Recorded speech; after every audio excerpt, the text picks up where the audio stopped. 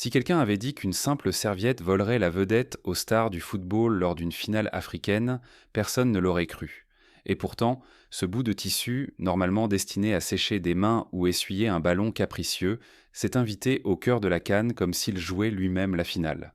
Pendant que les joueurs se battaient pour le trophée, la serviette, elle, semblait mener son propre match, disparaissant, réapparaissant, provoquant regards étonnés, gestes d'agacement et réactions en chaîne. Dans les tribunes comme sur les réseaux sociaux, beaucoup se sont demandé comment un accessoire aussi banal pouvait devenir le personnage principal d'une soirée aussi importante.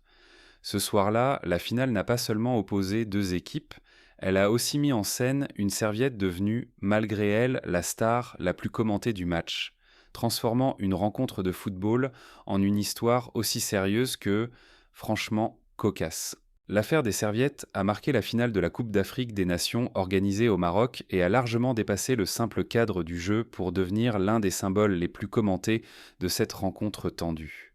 Dès les premières minutes, le match opposant le Sénégal au pays hôte s'est joué dans une atmosphère électrique, avec une intensité visible aussi bien sur le terrain que dans les tribunes. Le rythme était serré, les duels engagés et chaque action provoquait une réaction immédiate du public. Au fil du match, la tension est montée d'un cran lorsque des conditions humides ont nécessité l'utilisation de serviettes pour essuyer le ballon et les gants du gardien sénégalais. C'est à ce moment que les premières images controversées sont apparues, montrant des ball boys tentant à plusieurs reprises de retirer ou d'éloigner la serviette utilisée par le gardien, ce qui a été perçu comme une tentative de déstabilisation. L'incident a provoqué une réaction immédiate sur le banc sénégalais, puis une altercation entre membres des deux camps, sous les yeux d'un arbitre obligé d'intervenir pour calmer les esprits. Ces scènes ont rapidement circulé sur les réseaux sociaux, où l'expression AFSR, Artemis affaire des serviettes, s'est imposée comme un raccourci pour désigner ce moment de confusion et de tension. Sur le terrain, le match a continué dans un climat lourd, aggravé par une décision arbitrale controversée en fin de temps réglementaire qui a entraîné de vives protestations et une interruption temporaire du jeu. Après la reprise, la rencontre s'est poursuivie jusqu'à la prolongation, où le Sénégal a finalement trouvé l'ouverture et pris l'avantage. Mais même après le coup de sifflet final, la polémique n'est pas retombée. Dans les tribunes et aux abords du stade, des tensions entre supporters ont été signalées, certaines dégénérant en affrontements alimentés par la frustration et le sentiment d'injustice ressenti par une partie du public.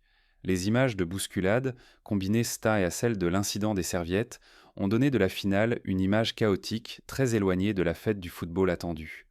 Les réactions officielles n'ont pas tardé, avec des appels au calme, des condamnations des comportements antisportifs et l'annonce d'enquêtes pour faire la lumière sur les incidents survenus pendant et après la rencontre. Pour beaucoup d'observateurs, cette finale restera autant dans les mémoires pour son issue sportive que pour cette affaire des serviettes, devenue le symbole d'une soirée où la tension, la passion et les erreurs de gestion ont pris le dessus sur le jeu lui-même. Cette finale laissera donc une trace profonde et durable dans l'histoire récente du football africain, non seulement par son enjeu sportif, mais surtout par tout ce qu'elle a révélé en dehors du terrain. L'affaire des serviettes, en apparence anodine, a montré à quel point un détail mal géré peut devenir le déclencheur d'une crise plus large lorsqu'il intervient dans un contexte déjà chargé de pression, de rivalité et d'émotion. Elle a mis en lumière les failles organisationnelles, le manque de maîtrise de certains acteurs périphériques au jeu et l'absence de réponse rapide pour désamorcer les tensions.